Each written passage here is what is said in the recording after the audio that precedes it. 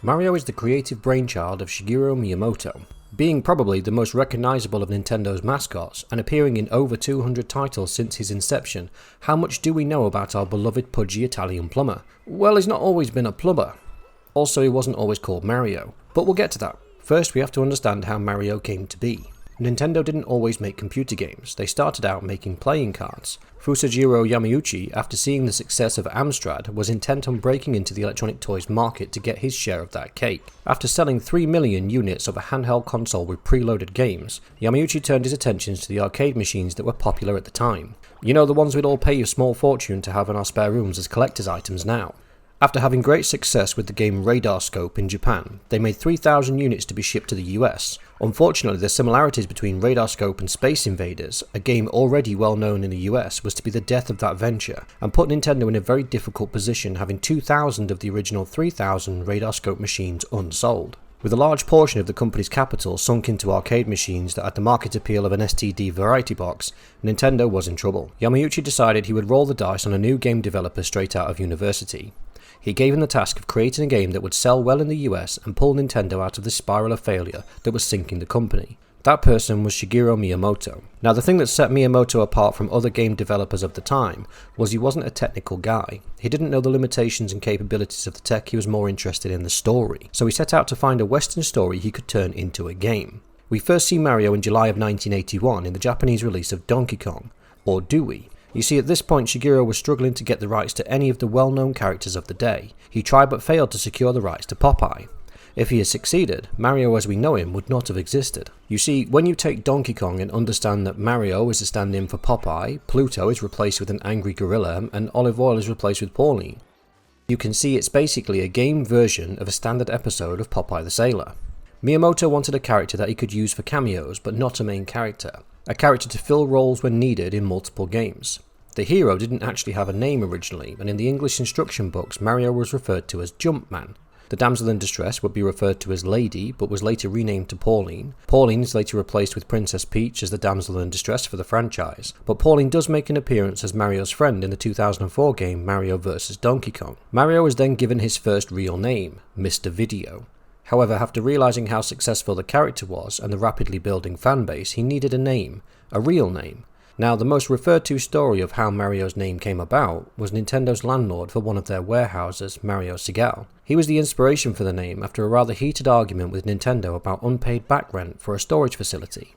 After the release of Mario Bros, it was assumed that Mario's full name was Mario Mario. This was at the time said to be incorrect. However, that didn't stop it being used in the 1993 live-action Mario, which was an acid trip on a roller coaster to say the least, and the 2003 Mario and Luigi Superstar Saga game. It wasn't until 2012 that Nintendo CEO Satoru Iwata said Mario has no last name, and this was confirmed by Miyamoto. Given Western naming conventions, I can see how this confusion happened. Mario was originally a carpenter. The logic was Donkey Kong is set at a construction site, so it made sense that it would be Mario's profession. Also, it was an attempt to make the character more relatable to the working class. When Mario appeared in the game Mario Bros 1983, as a large part of the game was underground, it was decided that Mario would be a plumber. He has also been a doctor, an archaeologist, a racer, a tennis player, and a footballer. The man has more jobs than Johnny Sins.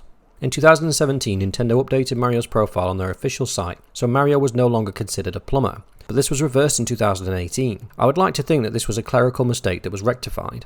Interestingly, Mario's look was actually a byproduct of the technical limitations of the time. Miyamoto gave him a hat so he didn't have to worry about animating his hair or designing a hairstyle. His trademark large moustache was also to hide his mouth deliberately so it didn't have to be designed or animated, even in the event of Mario talking. His trademark blue overalls over a red shirt were originally red overalls over a blue shirt. This was done to improve the perception of the arms moving on the character animations.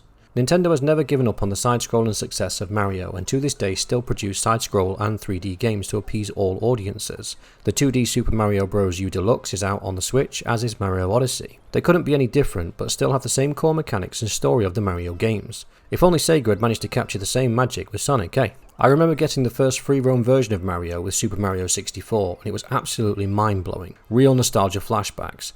It was probably the first game I actually 100%ed, getting all those stars on every level, and waiting for the Game Masters magazine to come out with the cheat book for the hidden stars. Okay, I'm officially old. However, Super Mario 64 is pegged as the rarest of all Mario games, and an unopened copy sold for $1.56 million in 1996, and is currently valued at a cool $2 million. Over the years we've been introduced to more and more characters in the Mario universe, from Donkey Kong and Pauline in 81, Luigi in 83, Toad in 1985 Super Mario Bros., Princess Peach and Birdo in 88 Super Mario Bros. 2, Princess Daisy in 89 Super Mario Land, Yoshi in 1990's Super Mario World, Toadette in 2003's Mario Kart Double Dash, Captain Toad in 2007's Mario Galaxy, and many, many, many more. Mario has given us years and years of joy in creative gaming, but he also very nearly didn't exist. With almost 300 titles including Mario in some way, and amassing over 396.8 million copies of the Super Mario series being sold, there is no denying Mario is an absolute powerhouse of a character, and has earned the right to be the mascot of Nintendo. Whoever the IP owners for Popeye were back in 81, their refusal to allow Nintendo to use Popeye set in motion the events that created one of, if not the most recognisable computer game characters in history, and a franchise that has made Nintendo billions over the last 33 years. Anyway, that's the extent of my knowledge and research. Let me know if you know anything else in the comments, and until next time, see ya.